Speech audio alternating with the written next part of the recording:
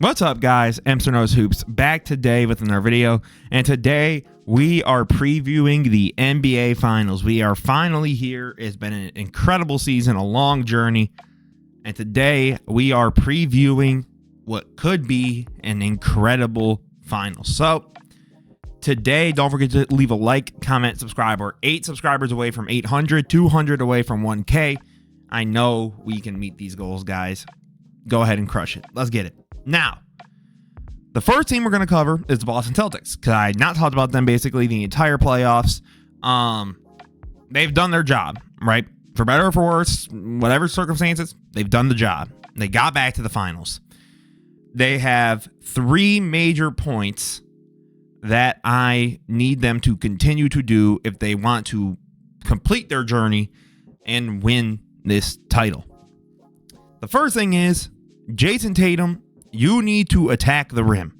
In this series, with a spread out floor like you guys create, you need to attack the rim. And let's get into why. Well, first of all, Tatum is 72% at the rim, but it's only 32% of his shot die, according to Clean the Glass. He's 39% at the midi, but that's 35% of his shot die, and he's not shooting very well from 3. Tatum stops settling for threes and these middies that just aren't falling and attack, because it's what you're actually good at, right? Look at this. Beautiful spin, right? Gets the smaller man into the post. Now the whole team is carrying what you do, because you can't just run over the double, because 1, he's a capable enough passer, and 2, this team is so, such a good 3-point shooting team that you're going to leave a capable shooter open, right? So Tatum kind of resets. Out to Horford, back over to Tatum, right? And now the rim is just wide open because, again, the 5-man has to address one of the 4. It's a 5-out. Great attack to the rim, use of his size. That's what Tatum needs to do if they want to win the finals. That is how you get a finals MVP. That is how you change a discussion around you as a player, right? Pritchard gets the ball.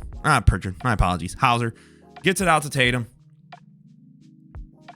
Pushes, drives, does a really good job, right? Because he has the smaller TJ McConnell on him.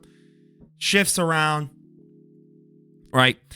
Beautiful use of his frame. And that's how you're going to take a lead.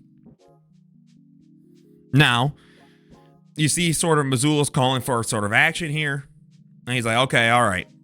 Tatum's going to come here for the pick and roll. Now, notice, again, the side of the paint is wide but open. Turner tries to come over, too little, too late. Or Siakam, my apologies. Just too little, too late. Tatum has the wide open roll of the rim. And that is how you're going to take advantage. That is what Tatum needs to take advantage of if they want to pretty handily win this finals and not let things get out of hand. Because Luka Doncic is a player that, I'm going to be quite honest, similar to like a Giannis or a Jokic, or even crazier than those two. I don't want to face a Luka when he's red hot and he's found his shot in the series. We just saw it against the number 1 defense in the league. Once that dude found his shot, man was doing 3-4 different step backs to the logo and draining. There is nothing that Boston can do if that's what Luka is looking like. So they need to make sure they attack, and they attack early. Right?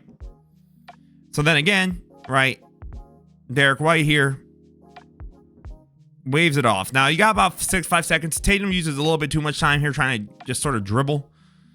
But again, right, then you end up with shots like these. Just pass it to Drew. He's wide open. Siakam's already sort of like hedging over to you or shading over to you. Pass it out. Instead, right, settles for this ugly midi. That is not going to help against a Mavericks defense. That is good and will live with a Jason Tatum midi, right? Again, right, actually nice little step back maneuver, but you had time, right? Like, you had 9 seconds. McConnell, again, is lightly hedging over. Just pass it over to Derek White. Right? But again, I get it. You got the separation on this. And some of these shots are bound to fall. I doubt he stays. I believe it's sub 30%. Or if it isn't, it's like 31, which is abysmal. But he's a better 3-point shooter than that. Right? We just know that. It's just what it is. Now, an interesting development I have discovered. Jaylen Brown is 50% from the mid-range and 73% at the rim. Now, unlike Jason Tatum, Brown's shot diet is closer, I believe, like 38, 39%. All of these are according to Clean Glass. So he's attacking the rim more.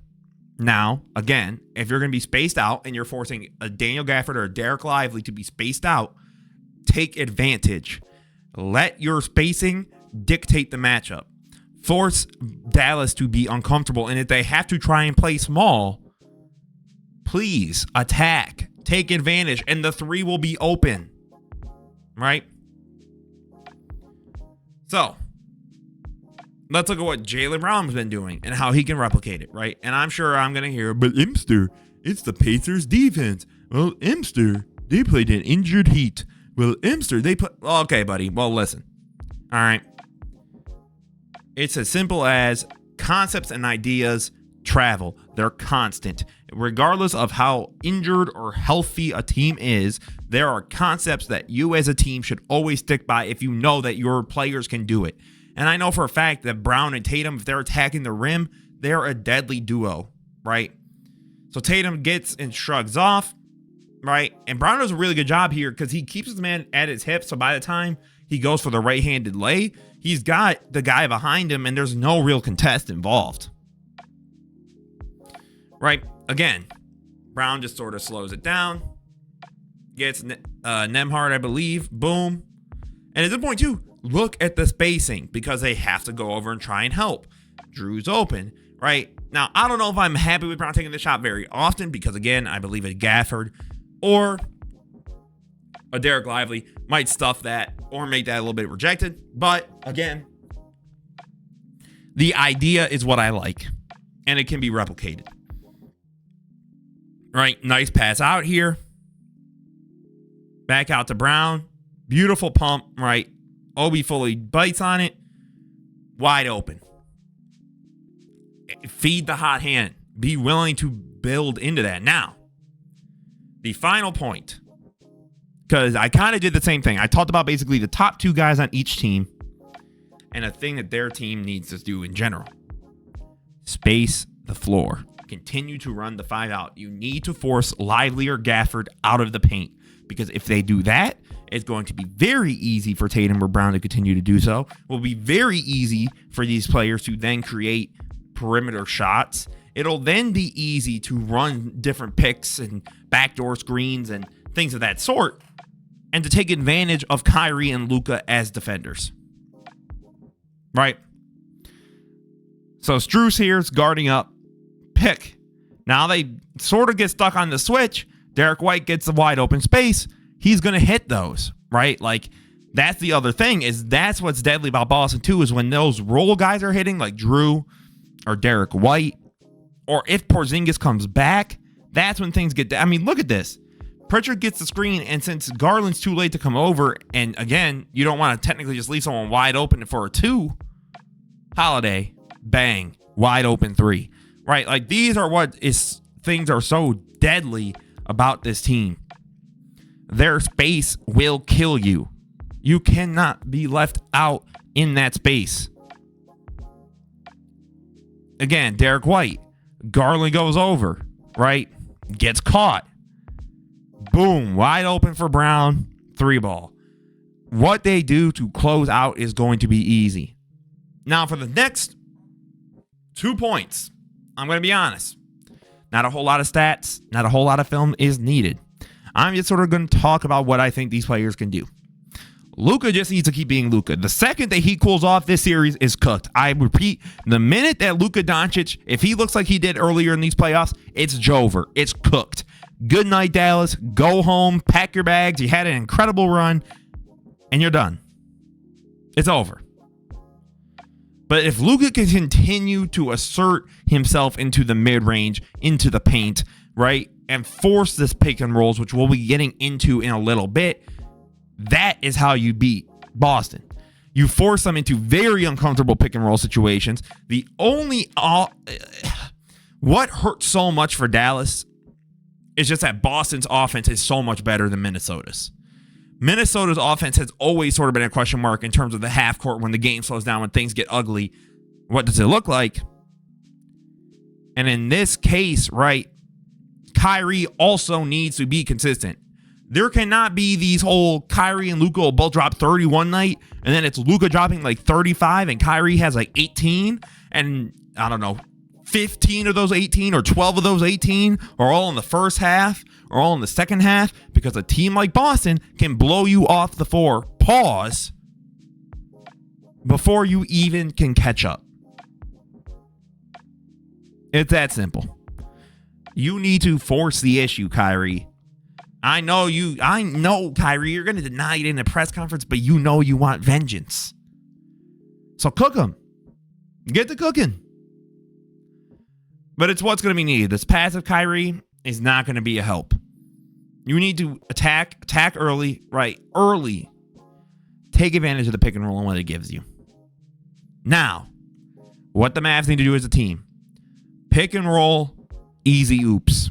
Attack the rim, put pressure at the rim, force Porzingis to get fouls, or Horford. One of the two. Because that's the reason Derek Lively went perfect in the series, guys. When you get easy shots for your guys, that's how it's going to look. Right? But we're just going to let this clip play out. Right? Again, Kyrie taking advantage. That can happen a lot, especially with the Porzingis. Right? So he's going to miss. Get the ball. Push it up. Gets it out to Luka. Runs the screen. Right? Gafford almost does a fake, a hard cut straight to it. Beautiful pass to Gafford. Again, with someone like Luka, imagine this is basically Tatum or Porzingis, or Tatum and Horford. That can definitely be a possibility. So Gafford's wide open in the paint. If they're able to continue to assert themselves into the paint, the Celtics are not just simply going to be able to say switch, switch, switch. No, you're going to have to play something different, and that can make things very uncomfortable, right? So now you've got Kyle Anderson, a much slower defender, on the Luka. Luka gets by, waits. Now, McDaniels forces an issue. And Naz Reid knows that's Derrick Jones wide open in the corner. Luka can hit that pass. But nope.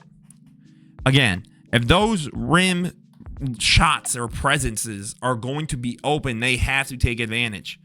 Right? Just look at this. Rudy fully commits. Okay, I'm cool. Right? Shots like that are going to happen often in this series, especially if they continue to be assertive and aggressive, which I think they will be. I think you're going to see a lot of pick and roll from, honestly, both teams to some extent, but I think especially for Dallas. They need to do that to force their bigs to get uncomfortable. However, ultimate conclusion, I believe the Boston Celtics are going to win this series in 6 games. I'm going to be 100% honest. I do not like Boston's odds if it goes to 7. Maybe I'm wrong. But something tells me if you give Luka Doncic game 7, everything's on the line. I don't know, man. Maybe I'm tripping. Or maybe Tatum or Brown, whoever has a masterclass for the Celtics that game, and you got me. But something just tells me, man, this could get ugly. But I got Boston in 6. Tatum is going to probably win your finals MVP. The only other guy I could see winning it for him, and it would be sneaky, is just someone like a Derek White or Jaylen Brown really, really went off and just like statistically blew Tatum away somehow and got it. So Boston in 6. Tatum will be your finals MVP. And as always, guys, let me know what you think down below. Do you agree with my assessment? Do you think the Mavs are going to win? Will their almost underdog run continue? Let me know what you guys think down below. As always, this was Mr. Knows Hoops. Have a beautiful rest of your day, guys. Peace out.